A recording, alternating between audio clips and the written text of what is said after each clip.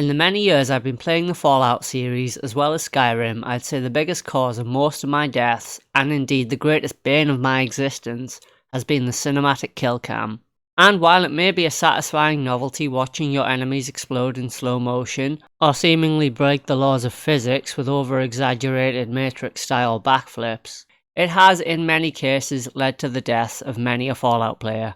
This is because while the kill cam is active, the rest of the world will slow down but not stop altogether, and if the cinematic should drag out for just a few seconds more than is absolutely necessary, the player can still be killed while unable to control their character. And yes, I do completely understand that you can just stop using it. Couldn't we just stop philatling? Too late. So let's go ahead and discuss the rules, and I'll explain a little bit more what I mean by this. So rule 1 is that I can only attack and kill opponents using the cinematic camera. As far as my current understanding goes, this can only be achieved using V.A.T.S. So to this end, rule 2, just to clarify exactly how I'm allowed to proceed, will be that I can only accept cinematic shots that will cause critical hits, follow the bullet until it hits the target, causes enemies to explode, or changes the camera angle of the shot to behind the target or zooms in on the target or my own character. And I think it's very important that I clearly outline my rules in this way, as most of the time you can just kill people in V.A.T.S without the camera really doing the cinematic kills that we're after. So this is probably going to lead to many situations in which I'm trying to kill an enemy that refuses to die in the way that I want them to. Die!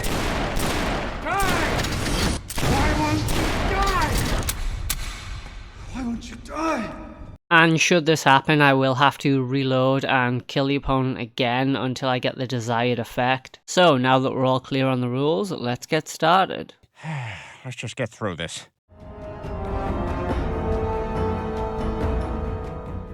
So to begin with, I woke up with a blinding headache, having just been shot in the head and dug out of my grave. It's too late now, but I really should have called myself Beatrix Kiddo, because this really has the whole Kill Bill revenge theme going on. When I woke up, I went on what the movie advertisements refer to as a roaring rampage of revenge. Really could have gone down the whole Uma Thurman route, but never mind.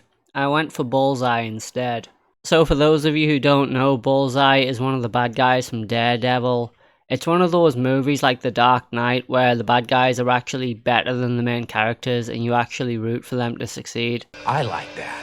So to that end, I created a bald character with a goatee. For my attributes, I drained strength and charisma as they're not really going to be necessary here, and distributed my points amongst perception, intelligence, agility and luck, putting them all up to 8. Then the good doc asked me a series of questions to determine my mental state. He also gave me a bunch of multiple choice questions to answer. I strongly agreed with every option he gave me, because when you walk up in a backwater inbred town, it's better to just agree with everyone and get the hell out of there as quickly as possible. Your legs are getting better. Soon you'll be wanting to leave. Why would I leave? I like it here. For my tag skills, I picked barter, sneak and guns. Now this next bit's very important. For one of my traits, I picked early bird, giving me a 2-point bonus to all attributes between the hours of 6 AM and 12 PM. But early bird really is the one to watch here. You see, all the attributes that I currently have at 8 will actually be maxed out at 10 between the hours of 6 and 12. This will give me a nice bonus to all skills, and if used correctly, I can actually perform above my level. Stepping out into the Mojave for the first time since I've been shot, the sun burned into my retinas. Helping Sunny Smiles deal with some geckos would definitely be a good start. Now that there is exactly the kind of cinematic shot that I'm looking for. So between the hours of 6 and 12, my luck will actually be at 10, which means I have a greater chance of pulling off crit shots. When I shot this gecko, this is what happened, and to be honest, this is not what I'm looking for. So I would have to reload and try again, only this time Cheyenne killed the geckos anyway, so it doesn't really matter. I used the wait command to wait till after 6 AM to give myself a nice attribute bonus before talking to Trudy about Joe Cobb. I also fixed her radio, hacked her terminal, and picked one of her locks to give me enough experience to hit level 2. I put all of my points into sneak as I know I can get a critical hit from sneaking. I also took the swift learner perk, giving me an extra 10% to my experience. And then it was time to deal with the Ghost Town gunfight. I sided with Goodsprings, don't really have a reason for this. Also, I don't know if I mentioned this before, but one of my rules that I've created for myself is that I'm not allowed to miss. If this does happen, I just have to reload and try again. However, since the kill cam really wasn't working in my favour, I had to let the residents of Goodsprings deal with the invaders.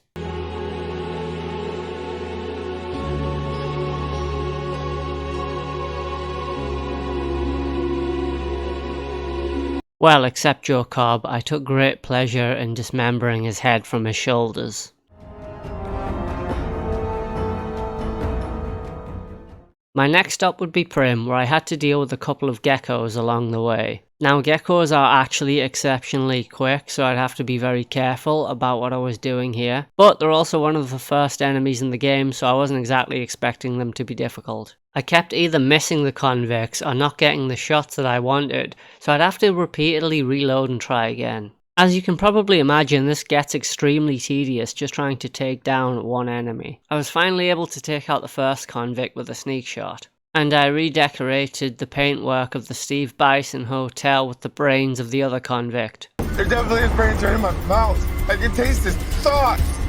I was able to get another 2 decapitations, followed by a miss, and then a matrix backflip. This gave me enough experience to level up where I distributed my skill points between barter, speech and sneak. Now Deputy Beagle is guarded by a lot of convicts, and this next area certainly wouldn't be easy. There's about 4 or 5 convicts, including a convict leader. This meant that they could all be easily alerted to my presence, so while I'm stuck in kill cam, all of them could start attacking me. And when I did manage to get the shots that I wanted, I was either hitting random debris, obstacles, or missing altogether.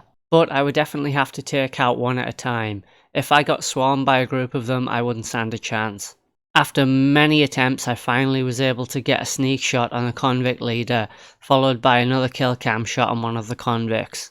After that, it was just a case of mopping up the remaining convicts, rescuing Beagle, and getting out of there. You did it! Congratulations! I also used my science skill to make Primm Slim the mayor of Primm. In turn, this gave me enough experience to level up again, where I put all of my skill points into speech and took the educated perk.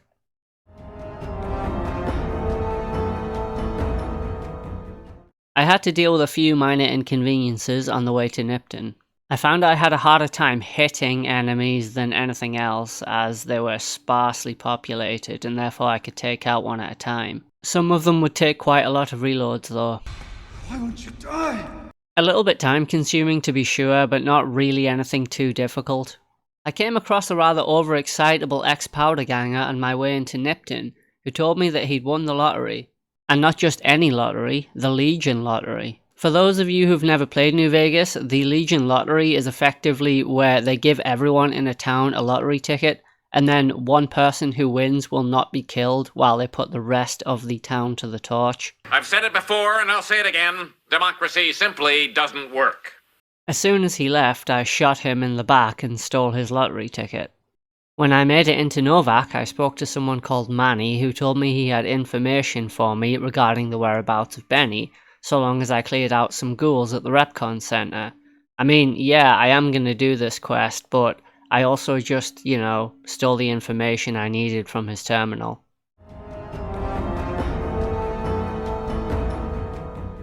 So on the way to the REPCONN Center, there is a lot of feral ghouls that you have to take out. If you have feral ghouls chasing you by the time you meet Jason Bright, he will automatically side with them, so it's better to take out as many as you can before you meet him. I met a rather interesting fellow named Chris Havisham, who seems to be brainwashed into thinking that he's a ghoul. I really wish I knew more about Chris's background, as the whole concept as to why he thinks he's a ghoul is really interesting. I met a glowing one called Jason Bright who asked me to get rid of some demons in the lower basement who turned out to be Nightkin. Davison told me that he would leave the ghouls alone and leave the REPCONN Center as soon as he found the shipment of stealth boys. But then he also takes orders and spends time communicating with an inanimate skull, so I guess he's kinda like the Tom Hanks Castaway of this story. Well, regardless, I would rather take my chance out there on the ocean than to stay here and die on this shithole island, spending the rest of my life talking to a goddamn volleyball! So the Nightkin are difficult for two reasons. The first is that they are difficult to kill in one shot without a crit. And the second is that if you kill too many, Antler, Davison's imaginary skull friend, will tell him that you've been killing his kind. I did, however, manage to take out the jailer, steal the key, and find Harlan's friend. And with that, I was able to convince him to leave the room with the Stealth Boy invoices. It's worth mentioning that on my way back to Davison, I wasn't allowed to attack or kill any Nightkin. As I mentioned before, if you kill them, he will turn on you. And finally, after a couple of fetch quests, I was able to send the ghouls on their great journey into space. And because I gained so much experience from doing this, I was actually able to level up twice. The first time I put all of my points into speech, and the second time I put all of my points into gun, choosing the second Swift Learner perk. Next up, Boulder City.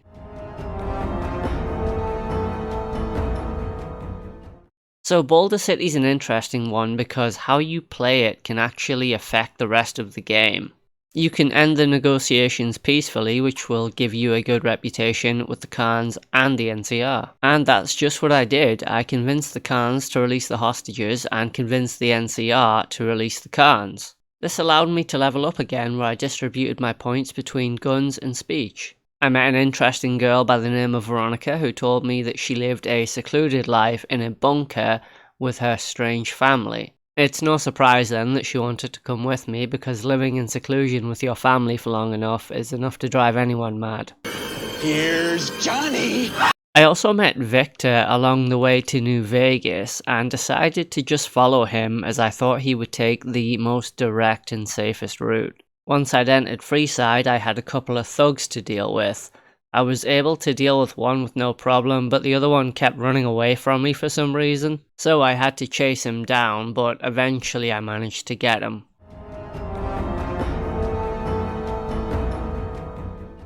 So my next job was to make it into New Vegas itself. This can be done in a number of ways, from acquiring a passport to an NCR uniform to simply just passing a credit check. And let's remember that at the right time of day I have a luck of 10, which means I pretty much can't lose at blackjack. Like seriously, with a luck of 10 you pretty much can't lose. Because I win. This is bullshit! After I gambled enough, not only did I have enough chips to pass a credit check, but I also gained enough experience to level up. I put all of my points into speech and took the next Swift Learner perk. I'm going to need a high speech skill to convince Leggett Lanius to fight me one-on-one. I met with Mr. House and told him I'd get him back the platinum chip, before buying a holdout weapon and heading to Benny. I convinced Benny to meet me in his private suite before attempting to blow his brains out. This actually took a lot of attempts, it took me about 10 minutes just to get the shots I need. I kept missing even though I was pretty much point blank range to him. As well as just getting your standard V.A.T.S shot, I needed kill cam shots. Something I also noticed was that I wasn't able to just one-shot him even with a sneak crit. And while it was an option to just let him go and leave him for Caesar, as you can have him crucified later, I decided I wanted to be the one to kill him. But to be truthful, I just wanted revenge for him shooting me in the head at the start. And I will have my vengeance, in this life or the next. By killing Benny, I gained enough experience to level up again, where I put all of my points into guns. I then took the platinum chip to Yes Man and disconnected Mr. House from Cerebral. Unfortunately, I wasn't able to kill him because I couldn't use V.A.T.S on him. Also, can I just say this guy spent way too much time in the tanning beds. Like seriously, he is cooked, you know? He was done like a century ago.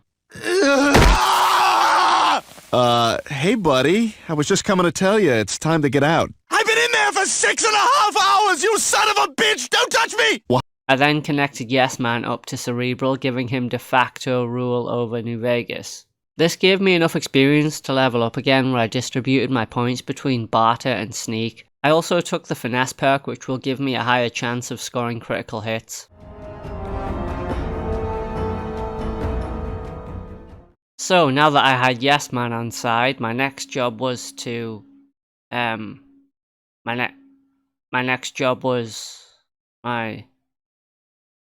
My next job was... Okay, focus, back to the game. Oh god, I hope my wife finds that funny. I was doing a bit, I really hope the joke landed.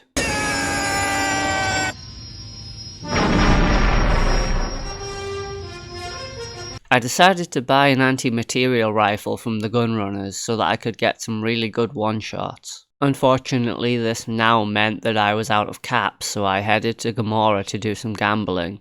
Along the way I did a bit of investigating into them. And with a luck of 10, it was essentially like buying money. I then went into the Eyes Wide Shut party just across the strip. Man, these guys are seriously creepy. Of course they do have a dark secret, you know, the whole cannibal thing. And while I didn't really want a secret society mask-wearing cannibal group to be my allies, you can just talk to them and then leave. That will satisfy yes man. Not everyone can wear the finest clothes and eat the finest foods, obviously. Are we gonna have to eat each other? Most likely, aye. In truth, the only two factions I actually have to do anything with are the Brotherhood of Steel and the Boomers. I'd say the only quest where you actually get to do any fighting for the Boomers is the Ants Misbehaving quest. It's all pretty straightforward, but it felt like a huge waste of ammo as I didn't really have a lot for my anti-material rifle right now. On the other hand, the anti-material rifle was the only thing that I could realistically one-shot anything with. The negative side to this was that the anti-material rifle took up a lot of action points. In short, this meant I'd have to run away in many cases and let my action point meter refill. But the ants were sparsely populated enough that it wasn't actually too much trouble. I think if I'd been attacked by 3 or 4 at once, I might have been quickly overwhelmed. I completed the Young Hearts quest by introducing Janet to Jack. This allowed me to level up again, where I put my points into speech, barter and guns. You can also get a lot of fame with the Boomers just by listening to the kid at their museum rant on and on and on. Ages ago, long before I was born, we lived underground. We left and wandered the wastes. There were savages with knives. We blew them up with frag mines and grenades, burned them with flamethrowers. For every 43.6 savages we killed, we lost one of our own. Here our mighty guns destroy any savages who might try to harm us. And that is our story so far. But the overseer wouldn't let us explode it. There were savages with knives. To restore the had guns. To fly them. There were savages. It is through every mighty college. Everyone had savages. There were savages. I can't stand it any longer. This whole plan is insane. Insane, I tell you. I was also able to repair the Boomer's solar arrays and raise the B-29 bomber out of the ocean without the rebreather. I said I raised it out of the ocean. Any second now.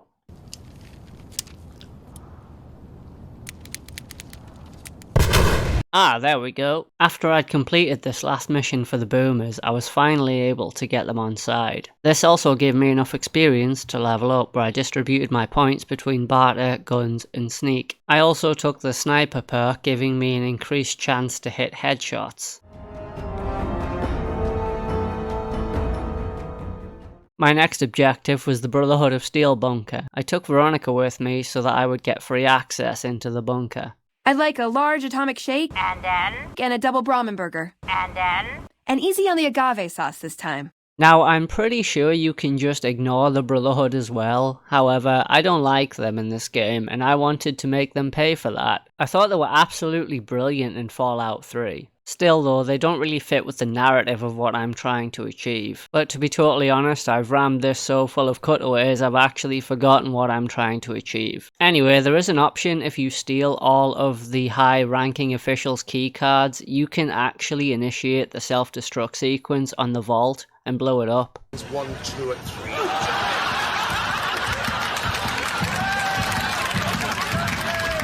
And this is a really easy way to just get rid of the Brotherhood of Steel altogether if you initiate the self-destruct sequence.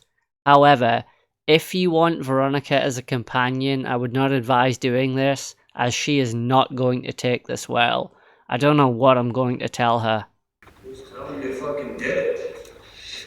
Tell him you blew it all up. That's what he wants to do.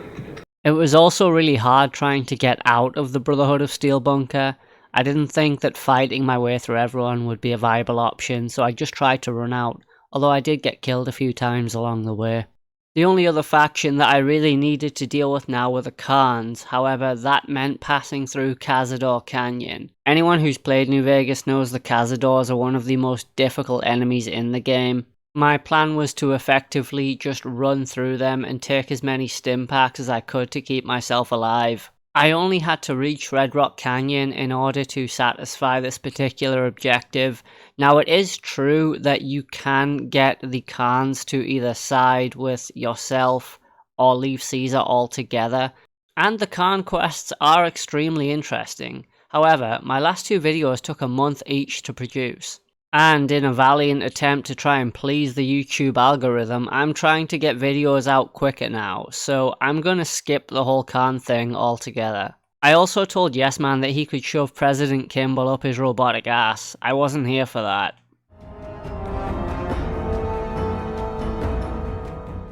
My next objective was to make it to Cottonwood Cove. I dealt with the odd ghoul trooper along the way and a glowing one, but nothing really too serious. I made it to Cottonwood Cove and showed him the Mark of Caesar because I hadn't completely alienated the Legion quite just yet. Once I'd made it to the camp, they took all of my weapons from me before I went up to see Caesar.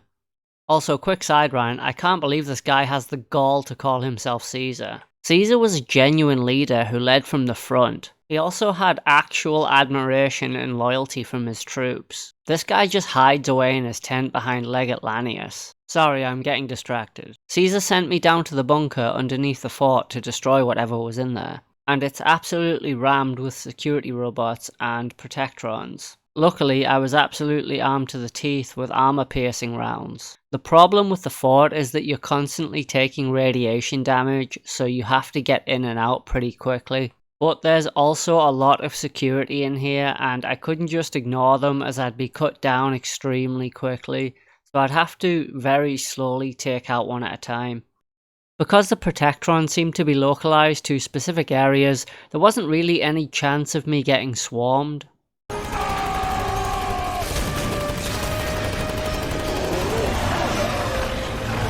So shooting my way through was relatively stress-free, and I also managed to activate my Securitron army. I returned to Caesar and told him that I'd blown up whatever was in the vault. This allowed me to level up again, where I distributed my points between guns, sneak and speech. After returning to Yes Man, there was only one more thing to do, diverting the power from the Eldorado Substation to New Vegas.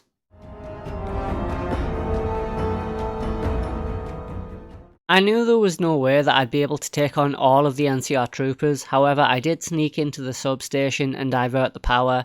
On my way out, everyone started shooting me. I managed to take out one of the NCR troopers, but I knew that I wouldn't survive very long if I kept this up. So I actually just ran away from them. It turns out they don't chase you. You're right, I am a coward. I haven't any courage at all. Once I'd returned to Yes Man, it was time for the final battle. Now, I did try and time this so that I could start the battle for Hoover Dam around 6 o'clock-ish to get my stat buffs. Unfortunately, for some reason, it will always start at 2 PM. So effectively what this meant was that I would not get the bonuses to my attributes, and should the battle go on after 6 o'clock, I would end up with -1 to all my attributes. This would also have the knock-on effect of decreasing all my skills as well. But for now, it was time to deal with the Centurions. Strike 1, and a miss. Strike 2, and a miss. Okay, third attempt on a different Centurion, and missed again.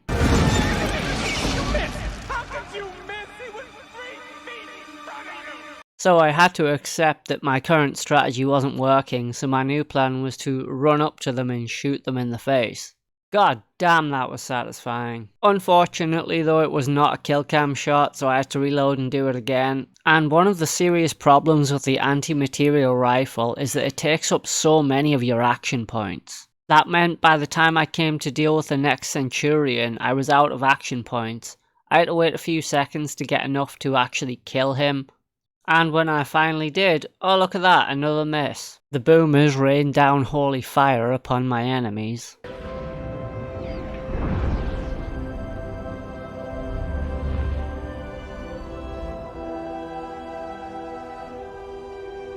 And after bumping off a few more Centurions, I was able to level up again.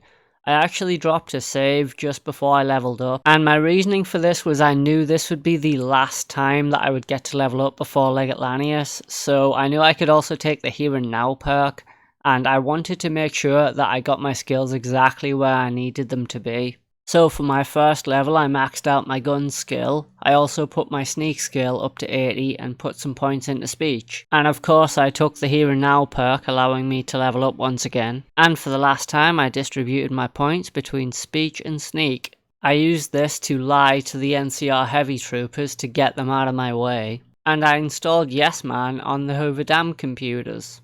This allowed me to activate my secret robot army under Caesar's camp, and the rest, as they say, is history. I cannot imagine the look on the Legion's face as my armies literally spring up from under the ground on which they stand.